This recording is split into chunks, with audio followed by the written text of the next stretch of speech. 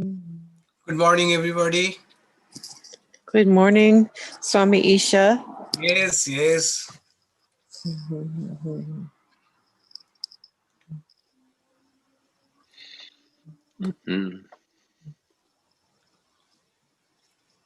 Such a beautiful day today out there. Yes. It is. So my transmission is all right? The voice, sound? Yeah. Yes, both are good. Good, thank you.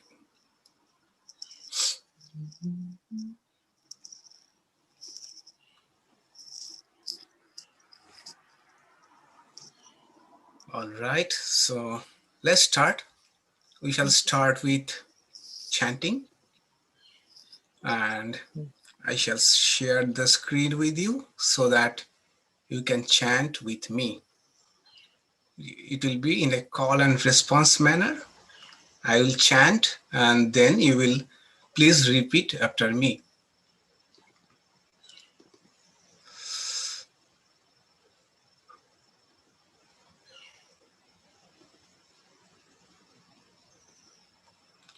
All right. Om Sahana Bhavatu Sahanau Bhunaktu Saha Vidyam Karovavahai Tejasvina Badhitam Astu Mavid Vishavahai. Om Shanti Shanti Shanti. Oh, may the Supreme Spirit protect us. May the Supreme Spirit nourish us. May we work together with great energy. May our study be vigorous and fruitful. May love and harmony dwell amongst us. Om, peace, peace, peace be unto all. Om, asatoma sadgamaya, tamasoma jyotirgamaya, mrityurma amritam gamaya. Om Shanti Shanti Shanti.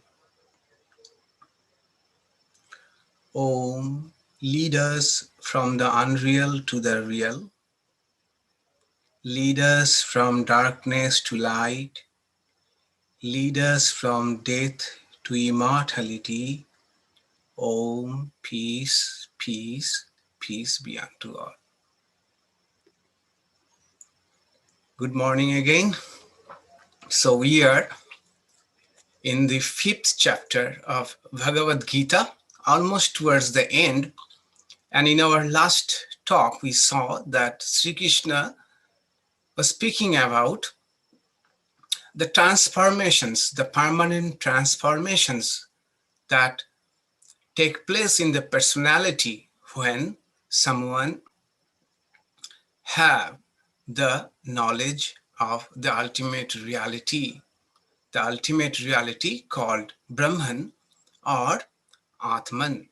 When one recognizes the fact that I am not this limited body and mind, but there is an infinite source of bliss and existence and awareness behind this limited body and mind complex, some permanent transformations take place in the personality. We saw that in the verse number 18, 19, and 20 that we saw in our last talk, in 18, Sri Krishna said, this knowledge endows us with a vision of same-sightedness, is samadarshita, samadarshana, seeing the same reality in everything, every being. And also, with this knowledge, one conquers the fear of death. One comes to the understanding that although this limited body and mind will drop off sometime, but the infinite existence that is behind this body and mind will always remain so. As the wave may die, but the ocean will remain as it is, whether as water, was as vapor, or as rain, the water will continue to exist. With this awareness, with this understanding, one conquers the fear of death. And in verse number 20, Sri Krishna said that this knowledge endows us with the mindset to deal with favorable or unfavorable situations with a sense of equanimity. We are neither carried away by favorable situations nor upset by unfavorable situations, knowing that they are subject to arrival and departure. But my true nature, the infinite existence that is behind my personality, is always the same one. So these three permanent transformations happen when one can access the reality behind this limited body and mind. Now, in the next verse, verse number 21, Sri Krishna speaks about such an illumined person who has accessed that infinite reality, one who has got to the understanding that I am not limited, but infinite existence. What is the joy of such persons? What is the bliss of such persons? What is Jnani's Ananda? What is Jnani's sense of fulfillment? He says, Bahya sparseshu asaktatma bindati yatmani yat sukham sa brahma yoga yuktatma sukham akshayam ashnute. One, bindati atmani sukham. The Jnani has Atmananda, has got the joy of their higher nature. The Jnani has tapped the infinite source of bliss that is within. That infinite source of joy is in every one of us, but a Jnani, an illumined one, can tap that bliss. In one of our ashramas in India, I heard this story from someone else. There was scarcity of water. Water was not enough, shortage of water. Then they requested the government, local government, to supply them water, and they had to bring a pipeline from a long distance to supply water to that ashrama. And this water supply was not continuous. There were problems. Sometimes water will come, sometimes water won't come. So the Swamis and all the other people in the ashrama were worried about this problem.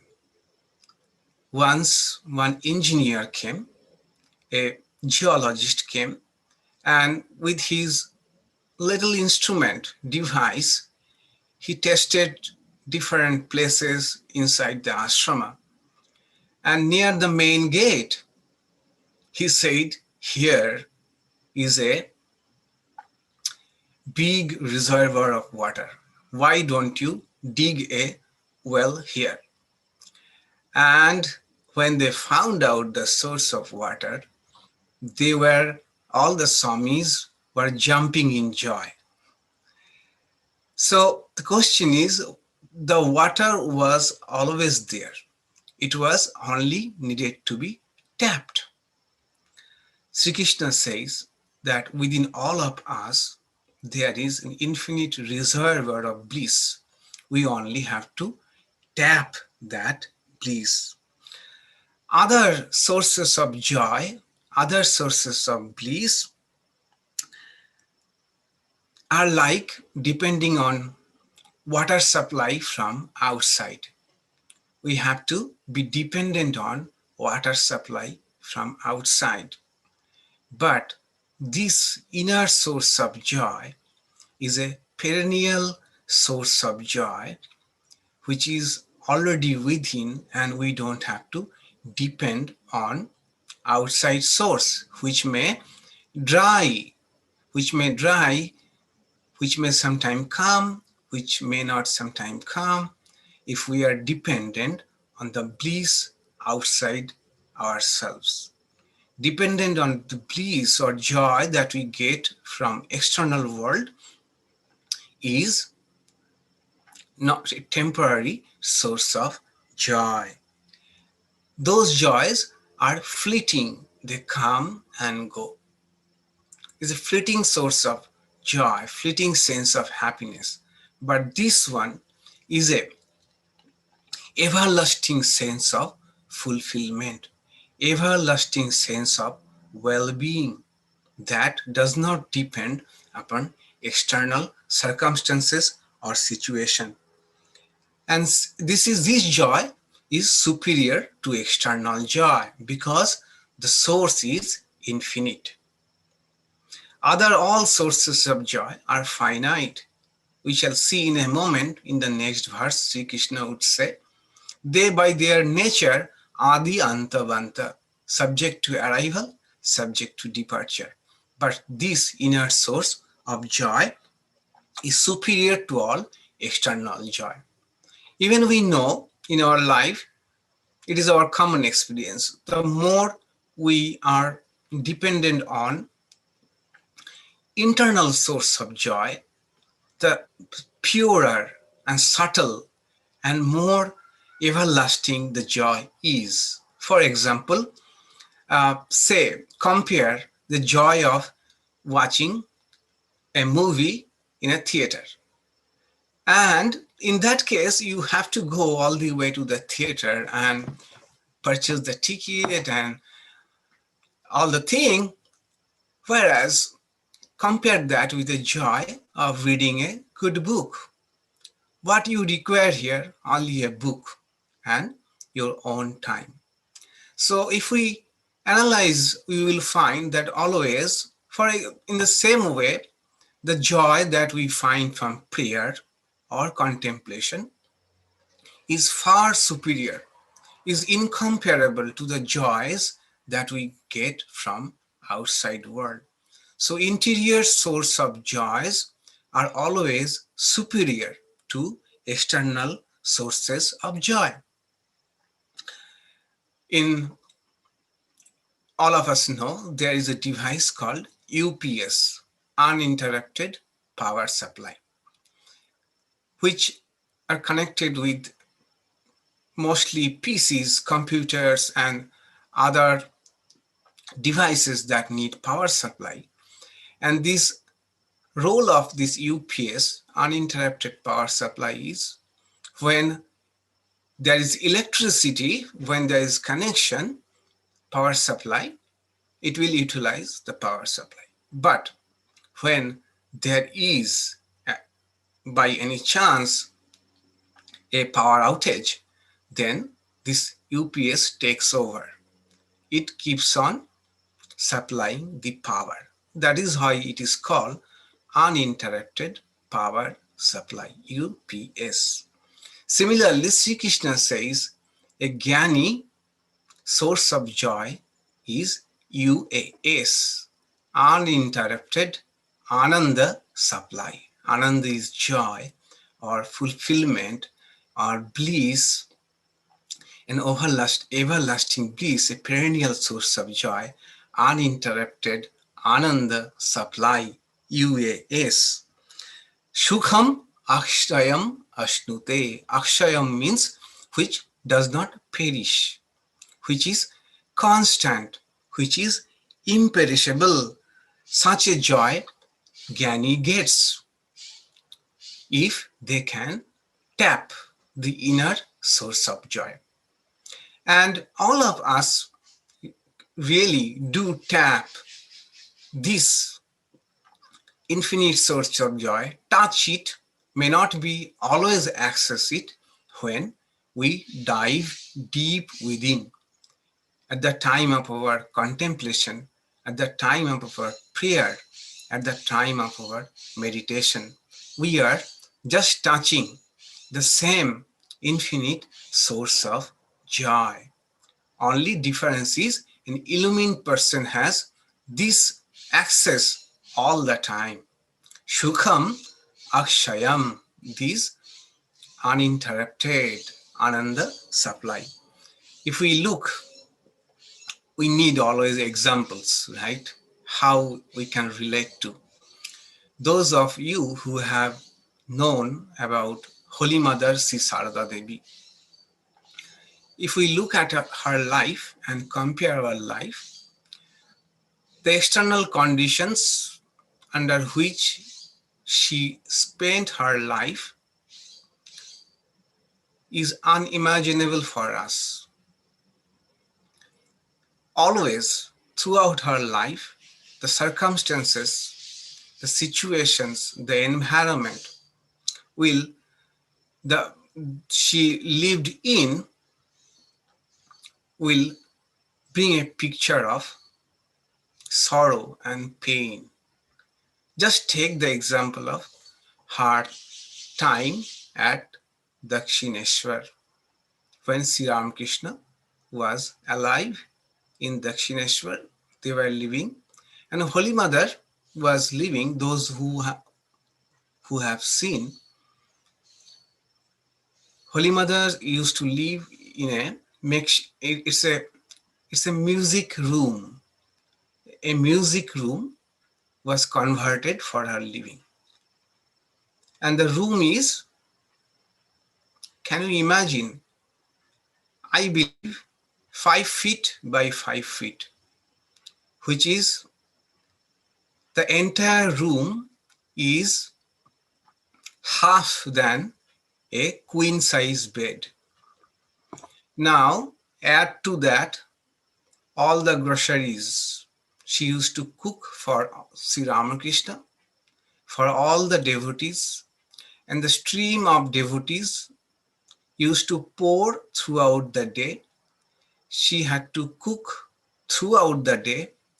There was no certainty how many people will take lunch, how many people will take dinner. Anyone would arrive at any time, and Sri Ramakrishna would send a word to Holy Mother, look, such a such person has come. Not only that, Sri Ramakrishna also would mention what that person likes to eat. So Holy Mother had to keep all the groceries in that small room. Sometimes women devotees would come and spend their time or spend the nights with her in that small room. Early in the morning, before 4 a.m., she used to get up and used to take a bath in Ganges. Whether it is rain, whether it is winter, before 4 a.m., she had to wake up and take bath in Ganges because there was no bathroom for the woman at that time. if she had to go to the bathroom or restroom in the daytime, she had to wait till it was evening so that she don't have to face other people. And imagine such a situation, and what she says that I felt as it were a pitcher of bliss was placed in my heart. A sense of contentment and fulfillment always filled my inner being. Why? Because she tapped the inner source of joy, which does not depend upon the external conditions so much. Sri Krishna says, Brahma Yoga Yukto Atma. One who has tapped this infinite source of joy is endowed with the, whose mind is endowed with the knowledge of Brahman. What is Brahman? The sense of fulfillment, a sense of fullness, sense of completeness. Such a person, Bahya Sparsheshu Asakta Atma.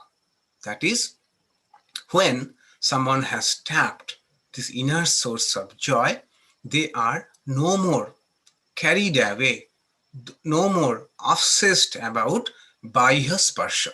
Bahya Sparsha means external sources of joy. But we have to remember, they don't hate the external sources of joy. As we said, UPS utilizes when there is power supply. But when there is no power supply, when there is no external source of joy, the Jnani derives their joy from their source, perennial source, which is within. So they enjoy the county water and they enjoy the water from their own bore well. Both they can access at the same time. That is why, but they are not dependent on them.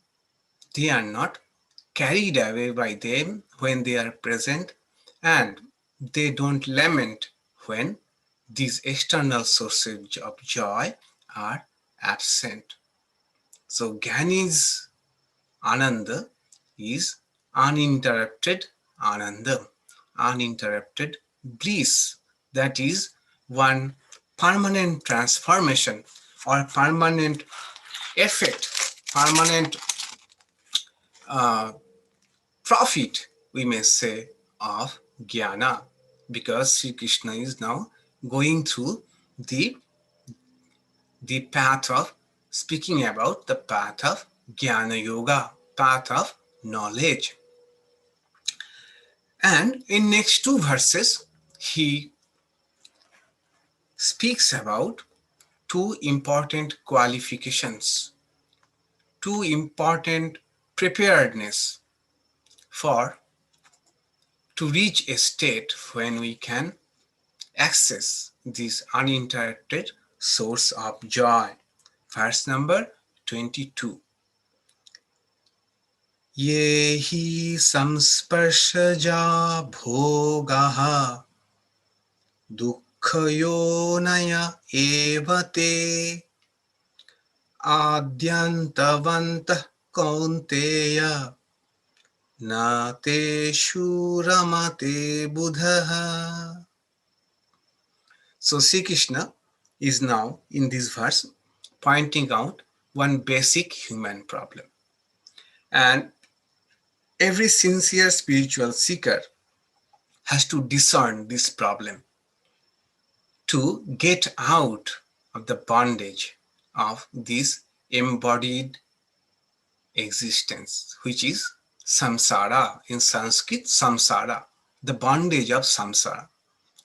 One should know this is the fundamental problem of samsara, or fundamental problem of our empirical being or our empirical existence. What is that?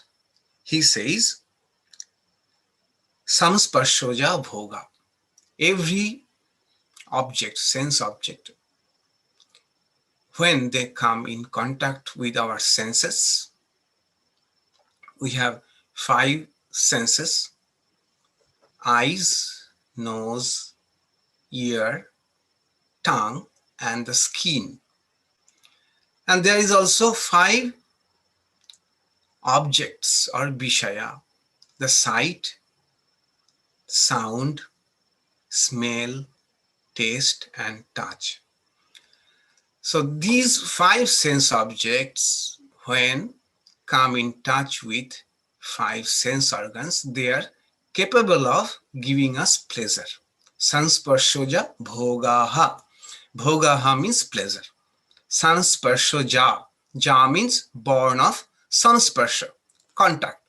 Sense organs coming in contact with sense objects, these sense or objects are capable of giving us pleasure. Not only objects, human beings, other pets, whatever.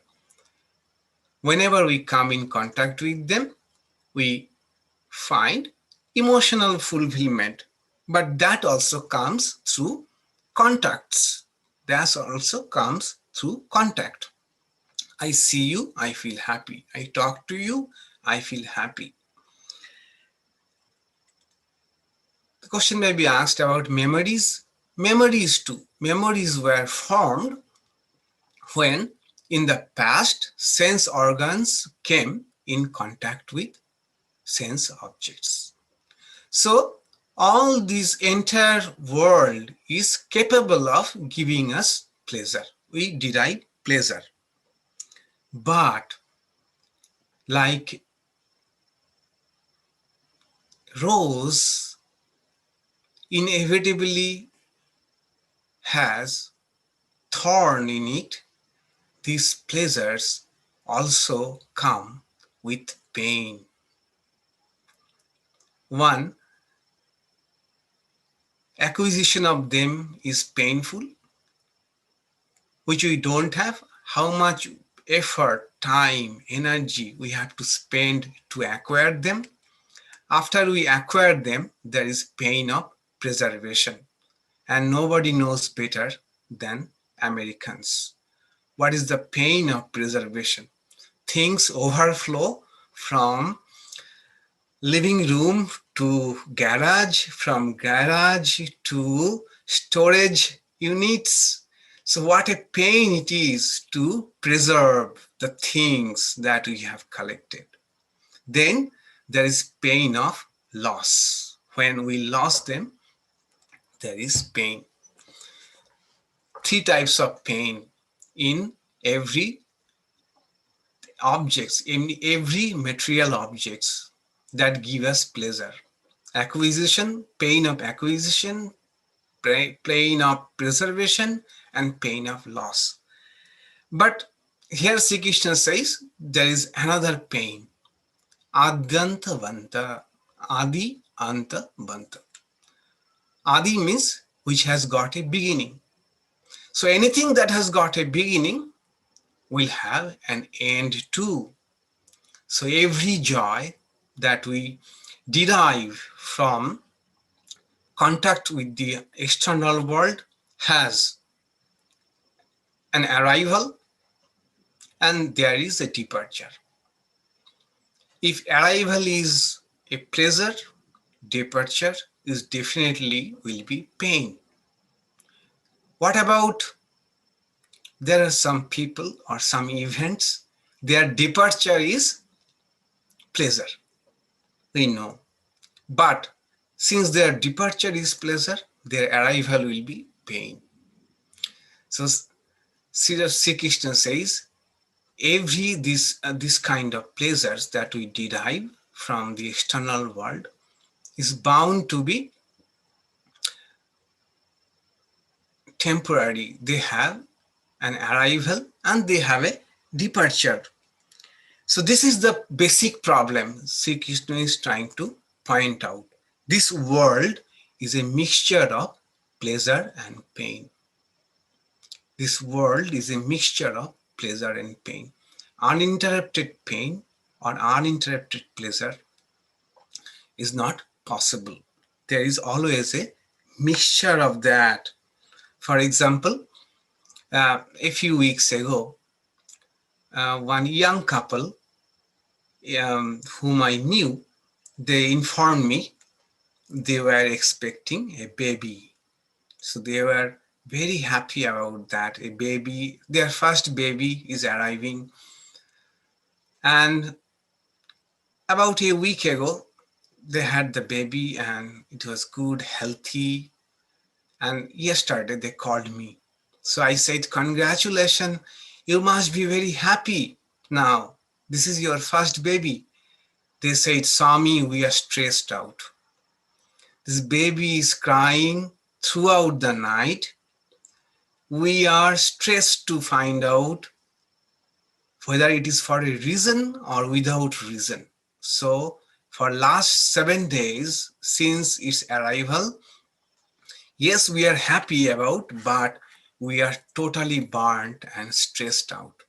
So this is the fact about world. The world, every joy comes with a mixture of pain. If that is so, what is the solution? What are our options if every pleasure comes with pain, or if the world is a mixture of pleasure and pain? What is the solution? What can we do about that? It seems there are two options to us. One,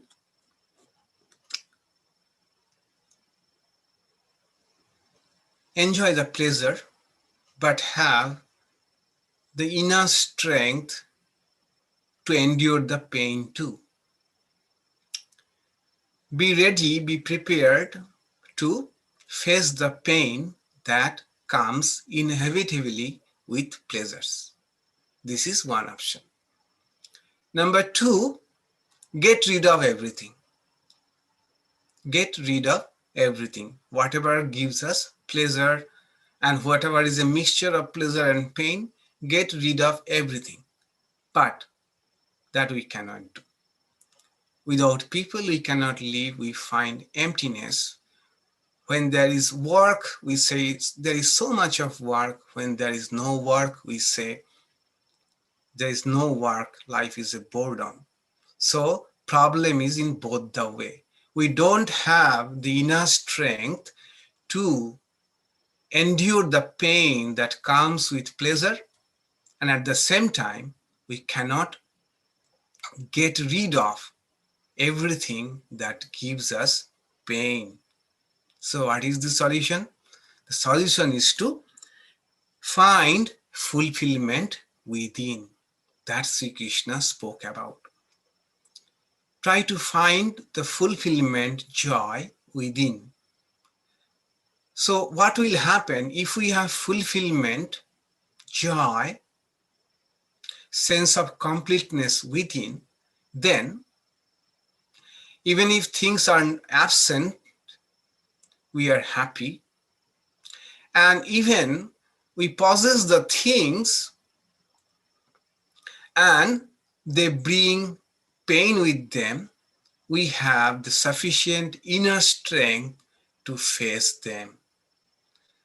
Try to find the fulfillment within the Purnatam. In Sanskrit, Purnatam, the I am fulfilled. This sense try to get. And how to get that? Through knowledge. No, it is not something we have to achieve. That is a great assurance given by Vedanta. That this fulfillment is not something that we have to achieve. We already are. We are not only knowing that, we are being ignorant about that. And if we are ignorant about that, the problem will be to have, to possess also will be a problem. Not to have also will have a problem.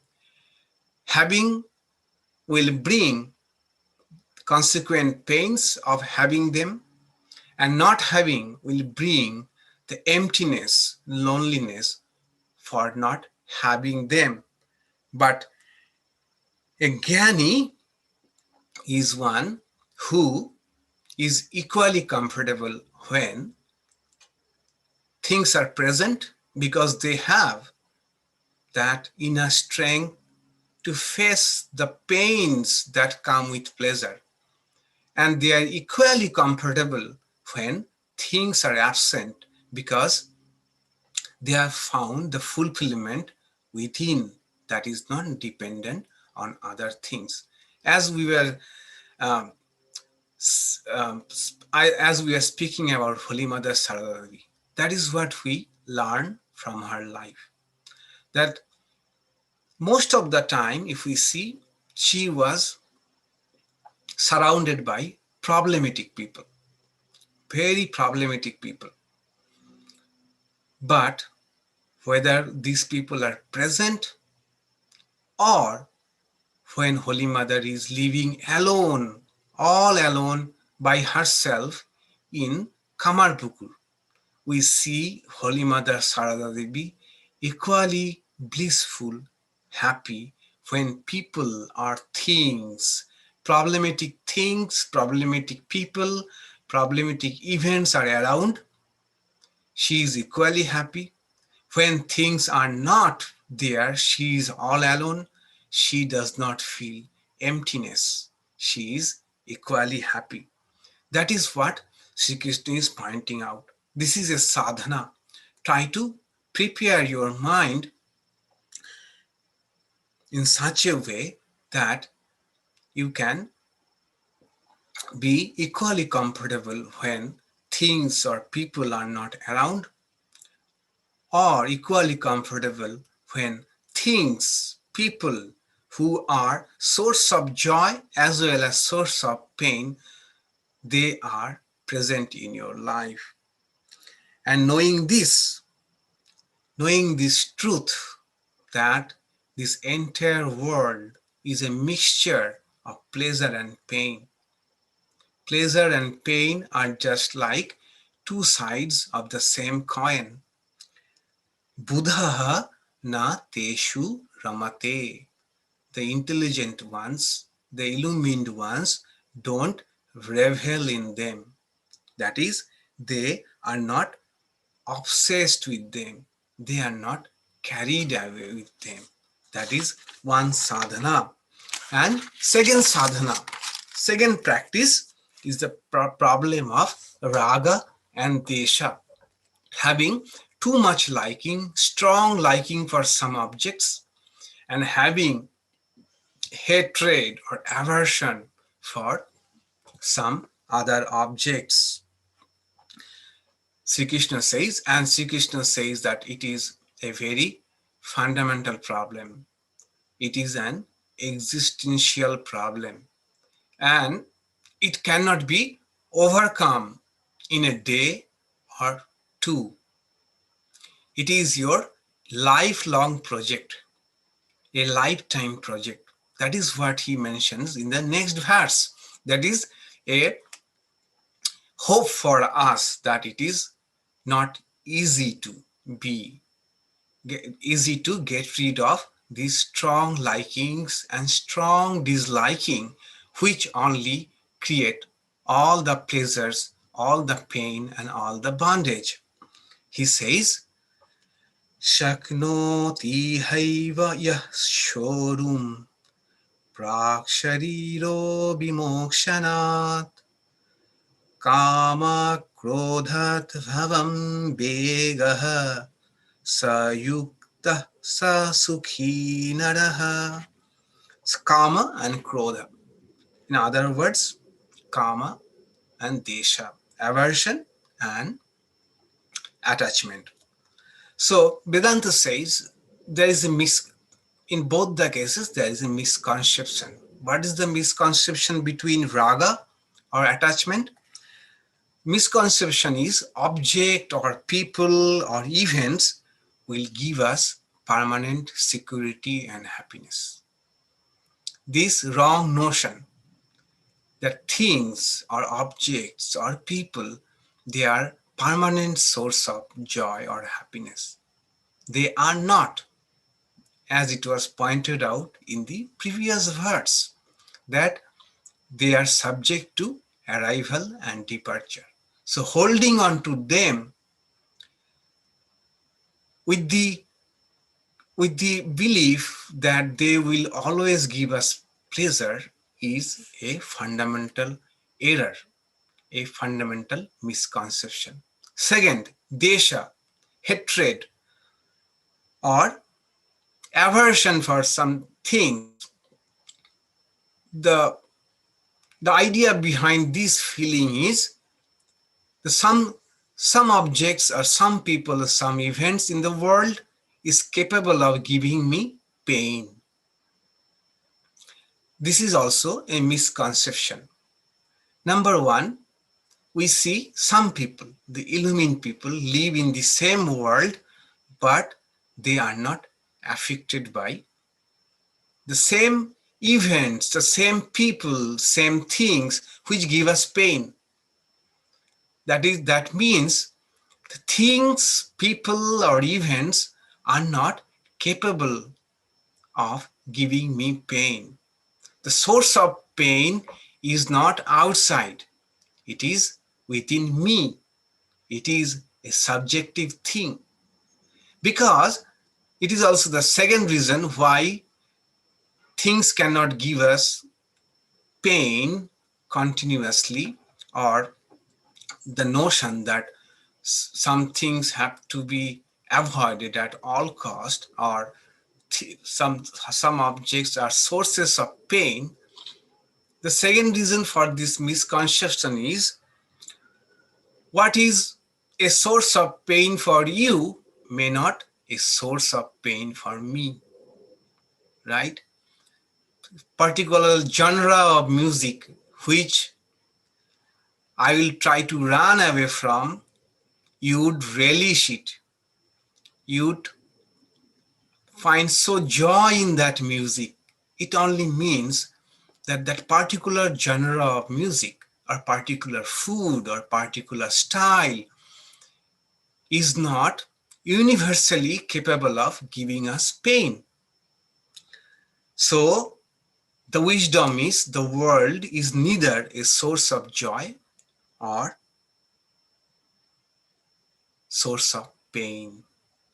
Dividing the world into sources of joy and sources of pain is a misconception. And until we understand this, what will happen? We shall blame the world for our unhappiness. We shall blame the outside world for our subjective happiness or subjective pain. And as long as we shall blame the outside world for our pain, we shall try to change the world. And we know everything cannot be changed according to our own parameters. And even if we are capable of achieving the ideal parameters to be happy, we shall see that that ideal conditions also won't last long. They also will change. Then they will feel, then we shall feel, no, we need more changes, more changes. There is never an ideal condition or ideal environment, atmosphere, which will make us permanently happy. So, seeing the world through the spectacle of raga and desha, through the spectacle of attachment and aversion, is living in a private world. Living in a private world, not in an objective world. But if we remove the spectacle of aversion and attachment, we start living in an objective world. In Sanskrit, it is called from Jiva Srishti to Ishara Srishti. So living in our private world of attachment and aversion is our own world. And when we live in an objective world, the world as it is called living in the world created by God. So there are two worlds. Worlds created by God, which is an objective world, which is as it is. And within this world, all of us create our own world, private world, that is our own creation. Jiva Srishti and Ishvara Srishti. So, Sri Krishna is indicating, try to move from your subjective world, your private world, to live in an objective world.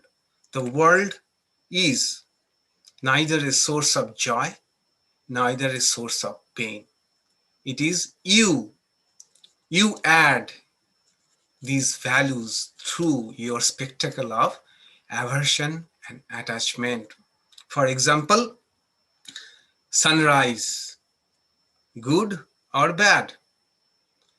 For a lark, early riser, early bird, sunrise is great. For an owl, sunrise is, oh no, I have to wake up now. So, sunrise is what? From a Jnani's drishti, sunrise is sunrise. Sunrise is sunrise. And we add values to that. But Sri Krishna says, it is not easy to live in an objective world. We are subjective being. We have subjective orientation. We judge, we dub things as good or bad. So let it be your lifelong project. You have to work throughout your life to get out of the hold of this strong like, strong dislike, because bondage is nothing but these two. Strong like, strong dislike. If you don't have this strong like and dislike, you are free. You are living in God's creation, in an objective world. That's why he says Prak Shariro Bimokshana, means before the fall of the body. Shaknoti hevo Prak Shariro Bimokshana, before the fall of the body. Saknoti Sorum, if you are able to manage this raga and desha, this aversion and attachment. Begam, this powerful influence, they are very powerful. Sri Krishna does not say get rid of them, but try to master them. Try to not to be enslaved by them. In second chapter, he said that Indriyasya Indriyasya Arthe Raga Desho Vyavasthito, means sense organs by their very nature will be attracted or repelled by things in the world. This raga and desha, this liking and disliking, is in the very nature of our existence. But there is no an ideal situation when there will not be like and dislike. But Sri Krishna says, try to let them arise, but let you be their master. Let them not enslave you. That is what we find in the lives of great people. I heard from another Swami that they asked a very senior and illumined Swami that, Swami, probably you are no more tormented by the evil thoughts, so-called evil thoughts or desires, right? The Swami said, no, it is not so. Still those thoughts rise in my mind. Earlier, I used to get affected by them. Now, I witness them, that they rise, they stay for some time, and then they go away. Like cloud they come, and stay for a while, and their cloud, they vanish. You don't have to react with them, don't have to be identify with them. That is what I can do. I remain Shakshi, a witness of this desire, of this aversion or attachment. It is not easy, but we cannot totally conquer it, but we can be master of it. And if we have mastered that, Sri Krishna says such a person is yuktaha. Yuktaha, the word has come from yoga. Here, the word yoga has got so many different connotations in Bhagavad Gita. So here, the word yuktaha means one who has managed one's emotional life, one who has been capable of managing their strong like and dislike. Before managing family, managing office, or managing a company, they have learned the art of managing their strong emotions. Such a person is sukhi, happy in life. Why? Because they are not given to circumstances. They are not given to mood, which we are. We are given to circumstances, we are given to mood. But one who has at least controlled or mastered the pull, the powerful influence of strong like and dislike, such a person is happy, sukhi. And this has a great bearing with the path of Jnana Yoga. Because why? With strong emotions cloud our intellect, cloud our intellect. And in an clouded intellect, the knowledge cannot take place. But if we are able to handle our strong emotions, our intellect is conducive, calm, serene, which we call in Sanskrit a sattvika mind, a mind full of sattva guna. In such a mind, transparent mind, knowledge happens. Imagine you are attending this lecture after having a spat with your spouse. Most of the things you won't be able to concentrate upon. Most of the wisdom of the Bhagavad Gita, we will not be able to assimilate. Similarly, when we have this pool, powerful influence of strong emotions, knowledge does not take place. And knowledge takes place in intellect only. Because there are only two things, Atma, Anatma, mind and Atma. And Atma, the self, the knowledge does not have to take place there. The ignorance is in mind or intellect, so knowledge has to be in intellect only. So when we have managed our strong emotions, we have a transparent intellect. In such a transparent intellect, knowledge takes place easily, that is conducive for knowledge, conducive for higher wisdom that Sri Krishna is speaking about. And if someone has managed their emotion, has learned to be comfortable with absence of things as well as presence of things, what will happen to such a person? Antah sukha. Yo antah sukha antararamas tatha antarjyotirevayah sayogi brahma nirvanam brahma bhuta adhigacchati. Such a person has anta sukha. Anta means inner, inside. Sukha means bliss.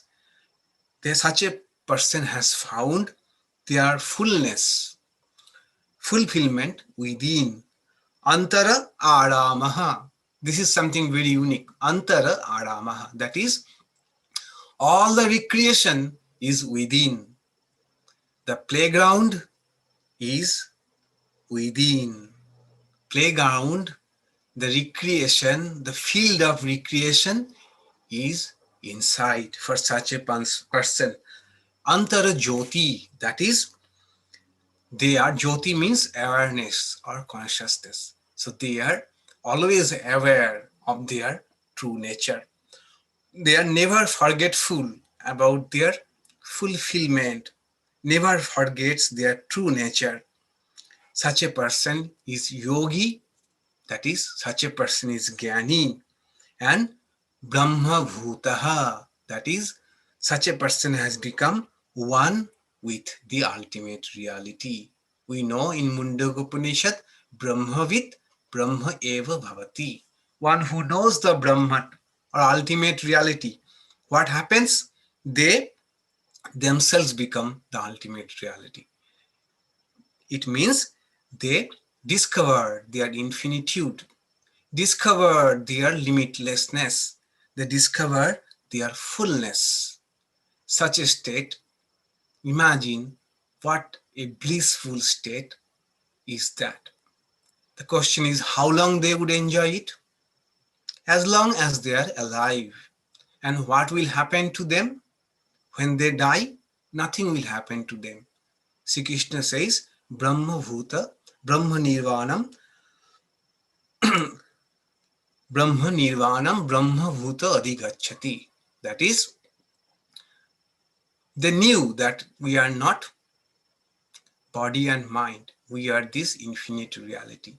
When the body and mind drop, they become one with that reality.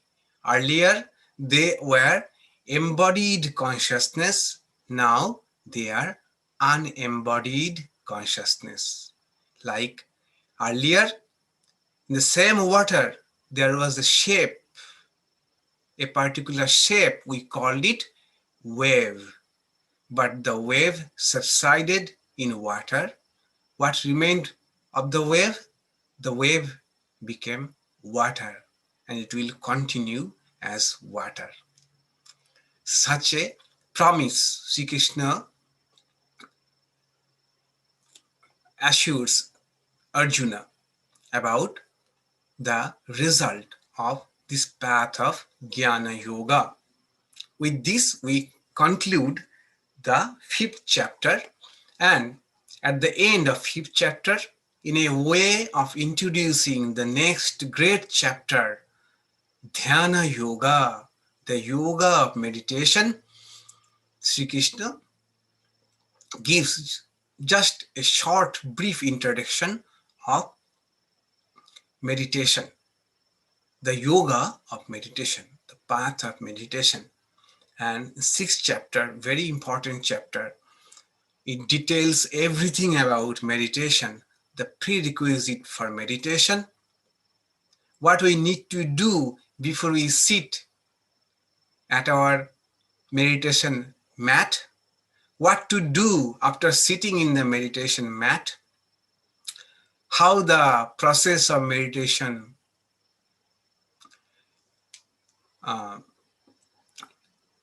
unfolds, the process of meditation, what are the obstacles in the path of meditation and how to conquer them, and what are the great benefit of meditation. All these will come in the next chapter, 6th chapter. That's why I shall deliver 2 talks, 2 consecutive talks on 6th chapter in next month, November. So in next month, there are 3 Sundays, 5 Sundays, that is, I have to deliver 3 Sunday lectures. The first one will be in a general topic. The topic is also interesting, and the topic is, there is a hermit in each of us. That will be the topic of my first talk in November, 1st November. The other 2 November talks will be dealing with this meditation, path of meditation. So now let us conclude with the end chant. You may please join me in chanting them, and after that uh, you are free to give your comments or ask any questions if you have.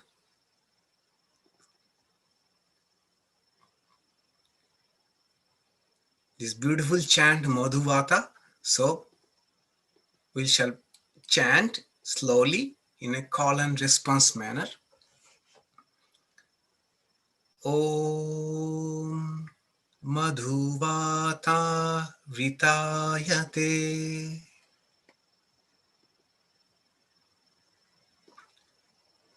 Madhuksharanti Sindhavaha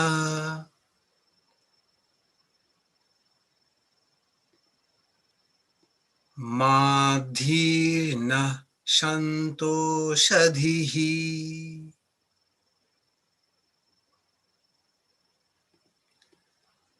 Madhunaktam Utoshasi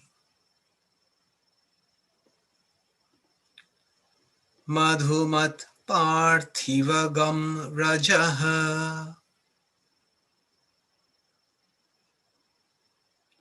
Madhudo Astuna Pita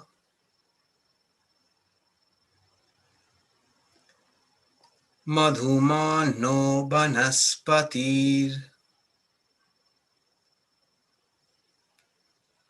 Madhumagam Astu Suryaha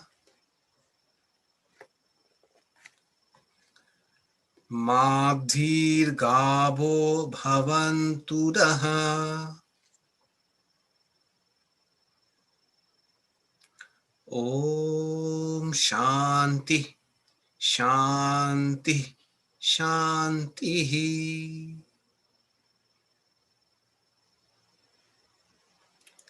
Sweet blow the winds and the oceans give forth blessedness. May the herbs and plants bring us health and happiness. Sweet unto us be the nights and dawns. May every particle of Mother Earth be charged with blessing.